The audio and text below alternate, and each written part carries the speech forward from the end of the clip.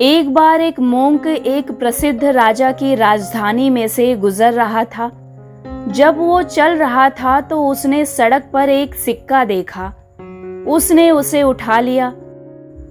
Monk अपने जीवन से पूरी तरह से संतुष्ट था और उसके लिए उस सिक्के का कोई उपयोग नहीं था।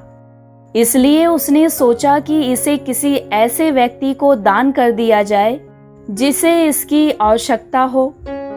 वो दिन भर सड़कों पर टहलता रहा और लोगों से उस सिक्के को लेने के लिए कहता रहा, लेकिन उसे ऐसा कोई नहीं मिला जिसे उस सिक्के की जरूरत हो। अंत में वो रात में सोने के लिए एक ऐसे स्थान पर पहुंचा जो मुसाफिरों के लिए आराम करने और सोने के लिए बनाया गया था। अगली सुबह वो अपने दैनिक कार्यों के लिए उठता है और देखता है कि एक राजा युद्ध के लिए अपनी तैयार सेना के साथ दूसरे राज्य पर आक्रमण करने जा रहा है। जब राजा ने मोंक को रास्ते में खड़ा देखा तो उसने अपनी सेना को रुकने का आदेश दिया। वो मोंक के पास आया और बोला, हे महात्मा, मैं दूसरे राज्य को जीतने के लिए युद्ध करने जा रहा हूँ ताकि मेरे राज्य का विस्तार हो सके और मेरे खजाने में भी वृद्धि हो सके। कृपया मुझे विजयी होने का आशीर्वाद दें।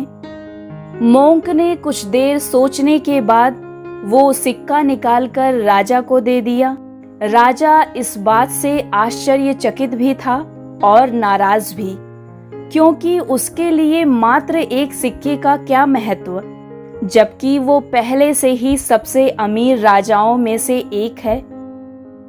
उसने उत्सुकता के साथ मोंक से पूछा कि आप ये सिक्का मुझे क्यों दे रहे हैं? इस तरह मुझे एक सिक्का देने का क्या अर्थ है? मोंक ने कहा, हे राजन, मुझे ये सिक्का कल आपकी राजधानी की सड़कों पर टहलते हुए मिला था, लेकिन मेरे लिए इसका कोई उपयोग नहीं है क्योंकि मैं अपने जीवन से संतुष्ट हूँ। इसलिए मैंने फैसला किया कि मैं इसे किसी ज़रूरतमंद को दान कर दूंगा। मैं आपकी राजधानी में शाम तक इधर उधर टहलता रहा, लेकिन मुझे ऐसा कोई नहीं मिला जिसे इस सिक्के की ज़रूरत हो। सिक्के को कोई लेने को तैयार नहीं था।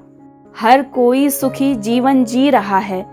ऐसा लगता है कि उनके पास पहले से ही जो कुछ है उससे वे सब संतुष्ट हैं। इसलिए मुझे ऐसा कोई नहीं मिला जिसे मैं ये सिक्का दे सकूं। लेकिन इस राज्य के राजा को आज अभी भी अधिक से अधिक पाने की इच्छा है और जो उनके पास पहले से है उससे वो संतुष्ट नहीं हैं। मुझे लगा कि आपको इस सिक्के की आवश्यकता थी, इसलिए मैंने आपको ये सिक्का दे दिया है। मोंक की ये बात सुनकर राजा लज्जित हुआ और उसे अपनी गलती का एहसास हो गया और उसने युद्ध का विचार त्याग दिया। दोस्तों, अगर हम अपने जीवन में देखें तो पाएंगे कि हम सभी के पास जो है हमें उसमें खुश रहना सीखना चाहिए। हाँ, हम सभी अपने लिए पहले से अधिक या बेहतर की इच्छा रखते हैं, लेकिन जो आपके पास पहले से है उसका आनंद लेने का अवसर ना खोएं। ऐसे बहुत से लोग हैं जिनके पास शायद वो नहीं है जो आपके पास है, और कुछ लोग ऐसे भी होंगे जिनके पास और भी बहुत कुछ होगा जो आपके पास नहीं होगा।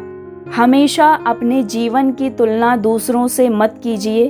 आपके पास जो है उससे संतुष्ट रहें और सुखी और शांतिपूर्ण जीवन व्यतीत करें। ये कहानी अगर आपको अच्छी लगी हो तो चैनल को लाइक, शेयर और सब्सक्राइब कीजिए ताकि आने वाली कहानियों को आप सुन सकें।